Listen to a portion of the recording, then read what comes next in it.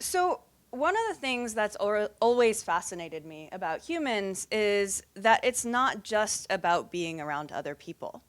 And we know this anecdotally because you can find yourself in a new city surrounded by millions of people, yet feeling incredibly isolated and lonely.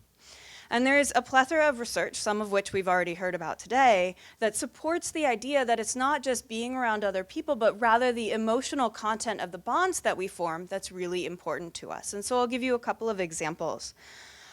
So when we're faced with a difficult or traumatic situation, our first instinct is typically to reach out to those that we're close to who can console us and help us through this difficult time.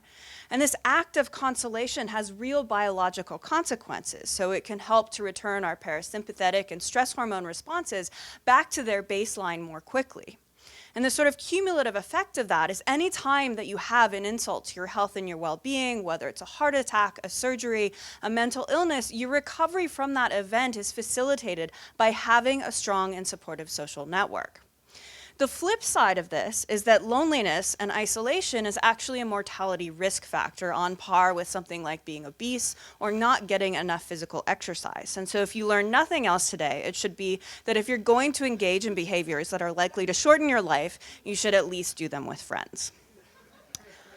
So I would argue that if you want to understand the neurobiology or the emotional content of a bond, that you should start with an extreme form of a bond where it's likely to be easier to study. And it turns out that as humans, we're very good at forming these extreme bonds, and we call them pair bonds or falling in love.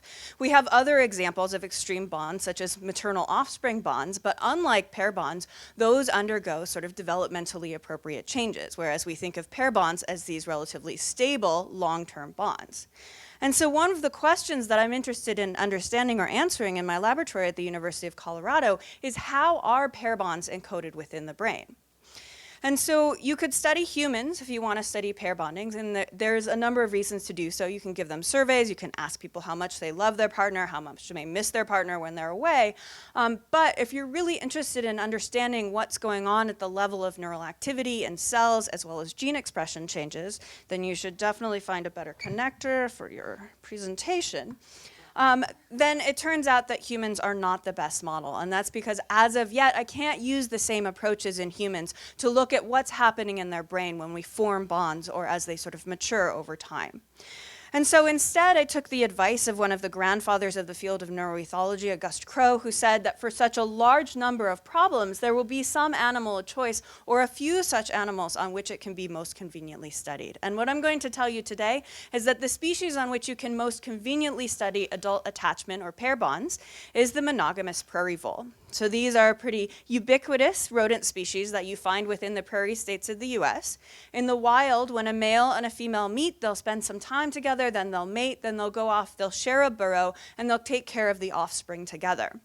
In the wild, if they lose a partner, only about 20% of these animals will actually take a new partner. Now, in the laboratory, we can study pair bonding in this species in much the same way that you would study human pair bonding, in that we can ask these animals, how much do you like your partner? But instead of a survey, we have to come up with a behavioral proxy for this. And so instead what we do is we use something that's called the partner preference test. And it looks like what you can see here. So in the partner preference test, we have two animals that are tethered on opposite sides of this three-chambered apparatus. And the test animal, who's in the middle here, can actually freely explore this apparatus and choose who it wants to spend its time with.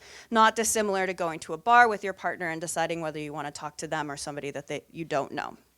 And so here you can see that the animal goes over, it's interacting with this novel opposite sex individual, and it gets into a little bit of an aggressive encounter. And this is something that's, this is common when this species forms a bond, they really don't want to be with anybody but their partner. And so what you can see here is that the behavior that's directed towards the partner is quite drastically different than what we see with this other novel foal.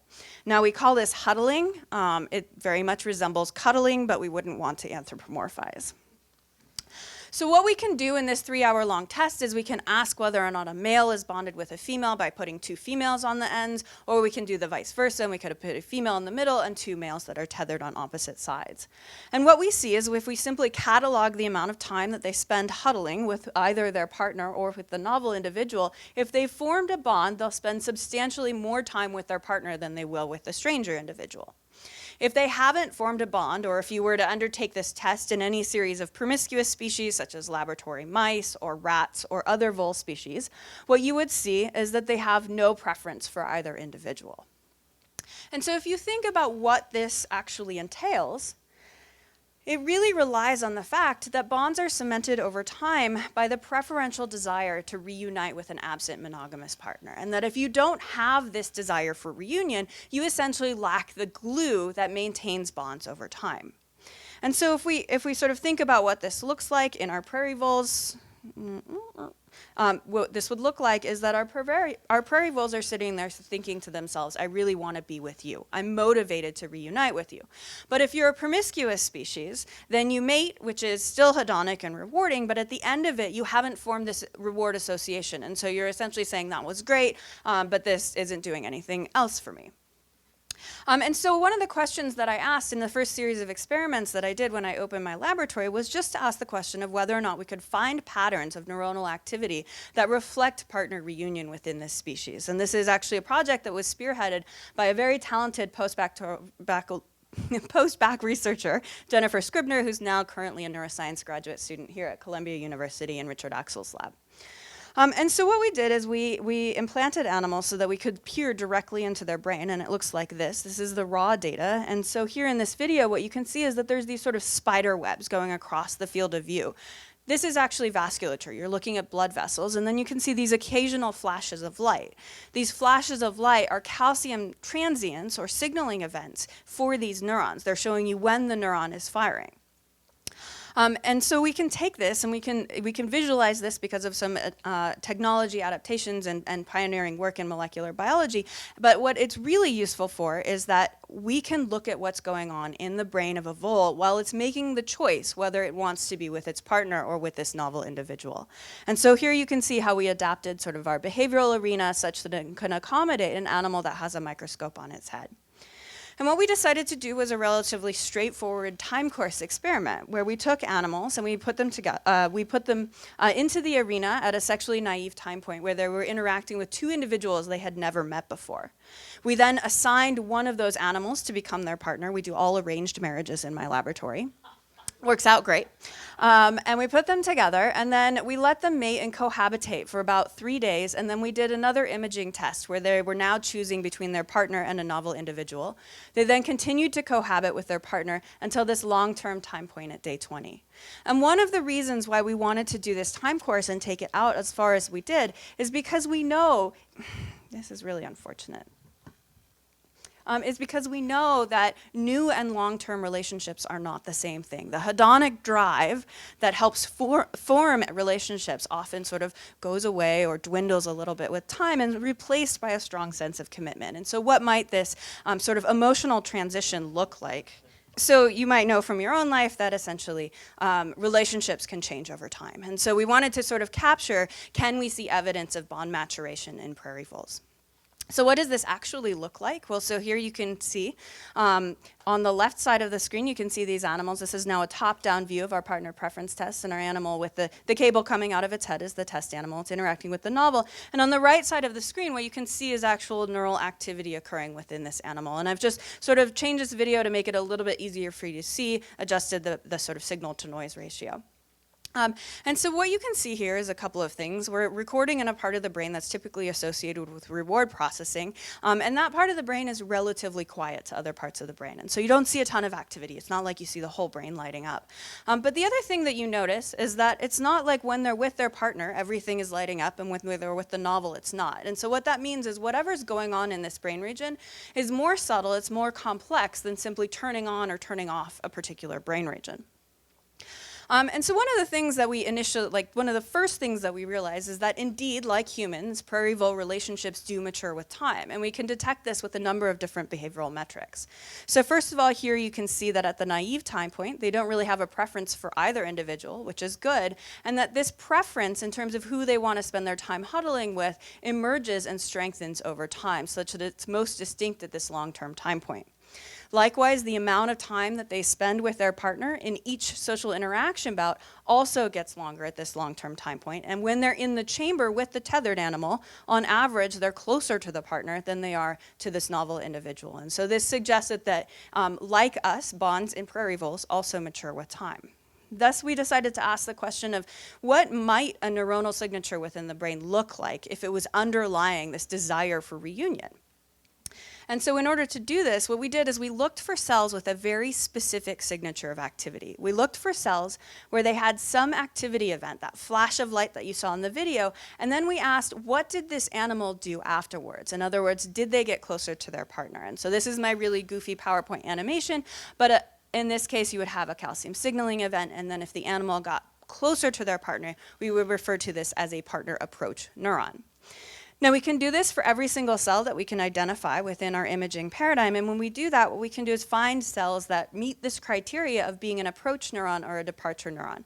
So here what I've done is I've mapped that calcium signaling event, that burst of activity, to that blue dot, and then I'm showing you here with these arrows where the animal went afterwards. And for this particular cell, what you can see is that after there was activity in the cell, the test animal got closer to the tethered animal, and so we would call this an approach neuron.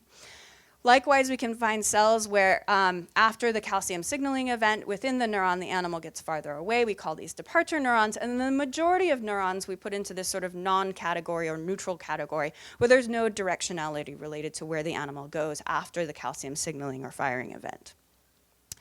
So we can take all of this, we can look across the 600 or so neurons that we have from animals while they're interacting with each other, and we can kind of make these aggregate maps that are really appealing because they show that if you have approach neurons, the aggregate is that indeed the animal moves toward the tethered animal, and here if you have departure neurons, it means the animal's moving away. But what we really wanted to know was whether or not these cell populations change upon bonding. And so when we simply looked at how many of these cells meet criteria as being approach neurons or departure neurons, we were surprised to see that there was actually an increase in the number of cells that met criteria as partner neurons and a decrease amongst novel neurons. And so if you think back to a few minutes ago, this very nicely mirrors what we see with the behavior right here. So as you spend more time with your partner and less time with the novel, suggesting a stronger preference for your partner, you also wind up with more partner approach neurons. Now this is nice, but this is looking at about 17 animals, and so one of the strengths of this approach is then we can ask the question of whether or not bond strength, so the individual bond strength of an animal, is in any way correlated with this partner approach ensemble size. And indeed, when we look here at this long-term time point where these animals are well bonded, what we see is that there's a nice correlation between bond strength and the difference between the partner ensemble size and the novel ensemble size. So what else do we know about approach cells in these animals? Well, the initial experiment that we did wasn't able to differentiate between neurons that look like this, where there's a calcium signaling event and then the animal runs towards the tethered animal, or neurons that have a calcium signaling event when the animal is already approaching. And so we did an analysis that allowed us to parse this out, and what we found is that nearly 3/4 of these neurons fit within this former category. And that means that they're active prior to partner approach. And this is nice because it suggests that activity within this population may be ideally situated to modulate the decision of whether or not you should approach your partner. Now, we defined partner approach neurons and novel approach neurons separately in this analysis. And so this also allowed us to then ask, are there just approach neurons in the brain? And if these are just approach neurons, then it shouldn't matter who you're approaching. It should be the same population of neurons that's exhibiting approach towards either individual. But that's not what we find. We actually find that these are distinct populations. And so this suggests that they may also contain identity information about who you're approaching. So what do we know now? Well, we know that there is a partner approach cell ensemble within the brain that expands after mating, mirroring the emergence of partner preference, that pair bond strength correlates with the size of this cell ensemble within the brain, that the majority of these approach neurons have transients that precede approach, suggesting a potential role in modulating the decision to approach another individual, and that these ensembles are different for different voles, for your partner versus a novel individual. And so if we put all of this together, the hypothesis that we come up with is that these approach cells might be important for encoding the motivation to reunite with a partner. So, unfortunately, we sort of reached the limit of the behavioral experiment that we did, though, and that's because partner preference is not a very good quantification of social motivation. All you really need to do to exhibit a preference for your partner is walk over to your partner and pop down and huddle for the entire test. That will give you a nice, robust partner preference. It's sort of like if you put a box of Cheez-Its in front of me, I'll probably eat the whole thing, at which point you'll know that I like Cheez-Its, but you need to design a better task if you want to know how motivated I am to have access to that box of Cheez-Its. And so for this, we turn to something that researchers have done for a very long time with rodents, and that's essentially develop a task where these animals have to work in order to be reunited with their partner. And this is something that's called operant training. So we did exactly that. We came up with a paradigm in which these animals have to work by pressing a lever in order to be reunited with their monogamous partner. And this is where I was incredibly fortunate to be at CU Boulder, where I'm across the street from the engineering center, and I was able to hire a postdoc in my lab who's overseen a team that's developed an open source operant paradigm for social behavior. And what they came up with looks like this. So here, what you're going to see is that this lever right here is going to pop out. This is the test animal, and then its partner is tethered over on this side. And one of the innovations that they came up with is that this door is going to slide open to the side, which is eventually going to allow us to use this apparatus with that microscope that you saw previously. And so here's the video. So you can see the lever comes out, the animal comes over. It does this like whole body press that's just completely adorable. The door opens, and then it goes over to see its partner. So just watch that one more time. So here you can see the light's going to come on, the lever comes out, the animal presses the lever, the door opens to the side, and then they come over. Now, I realize that the level of excitement here is something that I'm personally experiencing, and I understand that for you, you just saw a rodent press a lever, and it's not that exciting. But I can't tell you the number of people who told me that this was impossible, that these animals were too stupid to do this, and that this was a waste of time. And so the day that this happened in my laboratory, there was a lot of high-fiving going on, and it just still makes me grin. So we know that voles will press lever, and we've done this now with 20 voles, so I can stand up here and tell you, indeed, these animals can be trained to do this task, and they do it quite reliably. But what we ultimately need to do is we need to be able to change the rules of this task so that we're measuring their motivation to be reunited with their partner. And so what I'm going to tell you today is that some of these animals are very motivated. And the way that we know this is that when we change the task, and I apologize for the quality of this video, but I think it still makes the point, we basically ask them to press multiple times to get the door open. So you can see that this animal, it presses, and then it goes and it checks the door, and then it presses and it checks the door, door's still closed, it presses some more. This animal will press this lever 6,000 times over the course of 3 hours, and we actually had to stop because it was the experimenter who was exhausted rather than the vole. So this is to say that there's tremendous variation amongst the voles and how much they're willing to press for their partner. But what I think is really exciting is now that we've developed these systems and we've implemented these new technologies in this novel species, that we're finally ready to answer this question of whether or not these cells that are partner approach cells are also active when these animals are exhibiting work, their effort to be reunited with their partner. And the concordance of activity between lever pressing cells and partner approach cells would suggest that indeed these cells are likely encoding some relevant aspect of motivation to reunite with a partner. So those experiments are ongoing, which is why you'll have to invite me back if you want to know the answer to that question. But what I can tell you today is that we've identified partner approach neurons in reward-related brain regions that appear to be changed upon the process of bond formation and maturation. And that these neurons, we hypothesize, may represent a physical substrate encoding or underlying partner-directed motivation. But stay tuned for the final answer on that front. Now, this might seem like something a little bit esoteric. We're studying these neurons, they're active when they run to their partner. Like, why do we care about this? And I would say that one of the reasons why we care about this is because identifying the neural basis, the substrate within the brain that encodes selective social motivation, has implications not only for a wide variety of psychiatric disorders. We see sort of a decrease in attachment motivation. We call it social anhedonia in depression, and we see too much attachment in separation anxiety disorders. But where I'm really interested in is understanding what is the role of social motivation in the grief response. And we know that there are pathological forms of bereavement. This is a relatively understudied area, despite the fact that Columbia is a bit of a microcosm when it comes to understanding this.